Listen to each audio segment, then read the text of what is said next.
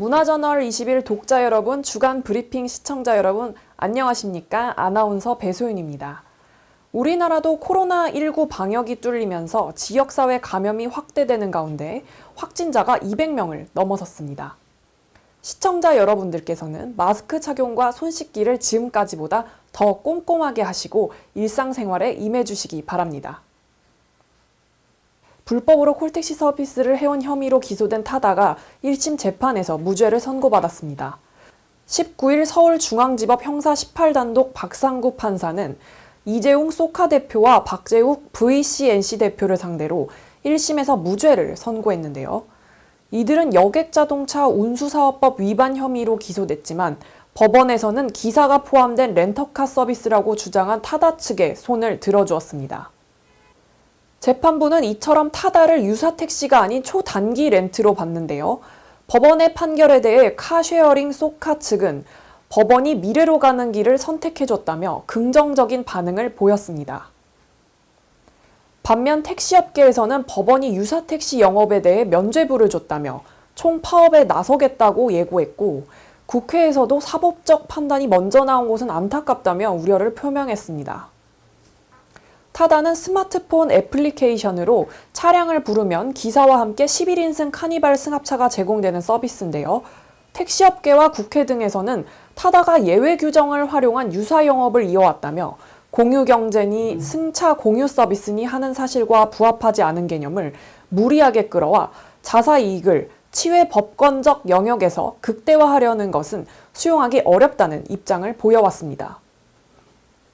검찰에서도 타다 영업은 혁신적 모빌리티 사업을 표방하고 있지만 실질은 결국 콜택시 영업에 불과하다며 사실상 다인승 콜택시와 유사한 사업을 진행하고 있음에도 뚜렷하게 면허가 없어 위법한다는 취지로 기소한 바 있습니다. 하지만 법원이 1심에서 무죄를 선고하자 택시업계 등이 난색을 보이고 있는데요. 전국 택시 노동조합 연맹 등은 여객 운수 사업의 질서를 고려하지 않은 편협한 판단이라며 초단기 렌터카 영업 방식의 타다가 합법이면 타다 유형의 회사들이 우후죽순 나타날 것이라며 우려를 나타내고 있습니다. 다음 뉴스입니다. 미래통합당 나경원 의원이 또다시 딸의 특혜 논란에 휩싸였습니다. 그동안 나 의원의 자녀를 둘러싼 각종 의혹을 보도하던 MBC 탐사 보도 프로그램 스트레이트가 이번에는 해외 연수 특혜 의혹을 보도했는데요. 성신여대가 나 의원의 딸에게 재학 중 해외 연수를 보내주려 한 증거를 입수했다며 성신여대 국제교류처장이 미국 위스콘신 대학교의 한국인 교수에게 보낸 이메일에 사실은 이 학생이 나경원 국회의원의 딸이라고 쓴 문장이 담겨 있다고 주장했습니다. 이 보도에 따르면 지난 2015년 5월 성신여대 국제교류처장이 미국 위스콘신 대학교의 한국인 교수에게 보낸 이메일에 담긴 내용은 처음으로 장애 학생의 해외 연수를 지원하는 장학 프로그램을 진행할 계획이니 학생을 보낼 수 있도록 협조를 요청한다는 것이었는데요. 해당 메일에서 처장은 학생 어머니로부터 부탁을 받았다며 일주일에 2번 정도 정기적으로 아이를 보살펴 줄 수 있는 한국 사람을 구할 수 있는지도 문의했다고 전했습니다. 그러면서 이메일 말미에 사실은 이 학생이 나경원 국회의원의 딸이라는 문장을 괄호 안에 담아 논란을 불러일으켰습니다. 결국 조건이 맞지 않아 나 의원의 딸의 미국 연수는 성사되지 않았지만 특정 학생을 위해 보직 교수까지 나선 것 자체가 대단히 이례적인 일이며 성신여대의 장애 학생 해외 연수 장학 프로그램은 나 의원의 딸이 4학년이 되던 해인 2015년 딱 한 해만 시행됐다는 점에서 더욱 큰 의혹을 사고 있습니다. 다운 증후군으로 인한 지적장애를 가진 나 의원의 딸의 경우 지난 2016년 뉴스타파 보도에서도 부정입학 의혹에 휩싸인 바 있습니다. 다음은 이명박 전 대통령이 항소심에서 형량이 늘어난 가운데 보석 석방이 350일 만에 다시 법정 구속됐다는 소식입니다. 서울고법 형사일부가 19일 특정범죄가중처벌법상 뇌물 등의 혐의로 기소된 이명박 전 대통령의 항소심에서 징역 17년과 벌금 130억 원, 추징금 57억 8천여만 원을 선고했는데요. 1심에서는 징역 15년에 벌금 130억을 선고받았지만 항소심에서는 오히려 형량이 2년 늘어난 17년을 선고받고 법정 구속됐습니다. 재판부는 선고와 함께 뇌물수수 액수가 막대하고 방법이 은밀했다며 피고인은 범행을 모두 부인하면서 이를 다스의 직원이나 함께 일했던 공무원, 삼성그룹 직원, 그 밖에 여러 사람들의 허위 진술 탓으로 돌리고 있는데 자신의 행위에 대해 책임질 부분이 명백함에도 반성하며 책임을 통감하는 모습을 보이지 않고 있는 점이 매우 안타깝다고 지적했습니다. 이 전 대통령은 앞서 다스 회사 돈 339억 원 상당을 횡령하고 삼성전자가 BBK 투자금 회수 관련 소송비 67억 상당을 대납하게 한 혐의를 받아 2018년 4월 구속 기소된 바 있습니다. 이 전 대통령의 변호인 강훈 변호사는 선고 결과에 대해 유감스럽다면서 향후 상고할 계획이라고 밝혔습니다. 한편 이 전 대통령의 재구속과 관련해 더불어민주당 이재정 대변인은 국민이 위임한 권력을 사유화해 민주주의를 파괴하고 국민을 우롱한 이 전 대통령의 죗값은 그 무게를 가늠하기 어려울 정도로 무겁다며 1심에 이은 법원의 결정을 존중하며 법리와 증거에 입각한 엄정한 판결이라고 평가했습니다. 또한 대한신당에서도 사필 규정이라며 지난해 이 전 대통령의 보석을 허가한 판사가 항소심에서 중형을 선고하고 법정 구속한 것은 이 사건의 죄질이 아주 좋지 않음을 시사한 것으로 의미가 크다고 밝혔습니다. 이번 판결이 공인들에게 국민이 위임한 권리로 사익을 취할 경우 어떤 결과가 있는지 돌아보게 하는 반면 교사가 되길 기대해 봅니다. 다음 소식으로 넘어가겠습니다. 지난해 조국 정국으로 인해 피의 사실 공표와 관련된 문제가 수면 위로 떠올랐지만 실제로는 피의 사실 공표 사건에 대한 검찰의 기소가 단 한 건도 이뤄지지 않은 것으로 나타나 해당 법령이 무용지물이라는 지적이 나오고 있습니다. 더불어민주당 권칠승 의원은 법무부 및 대법원으로부터 제출받은 자료를 분석한 결과 지난 10년간 전국 모든 검찰청에서 처리한 피의 사실 공표 사건 중 289건 중 기소는 단 한 건도 없었다고 밝혔습니다.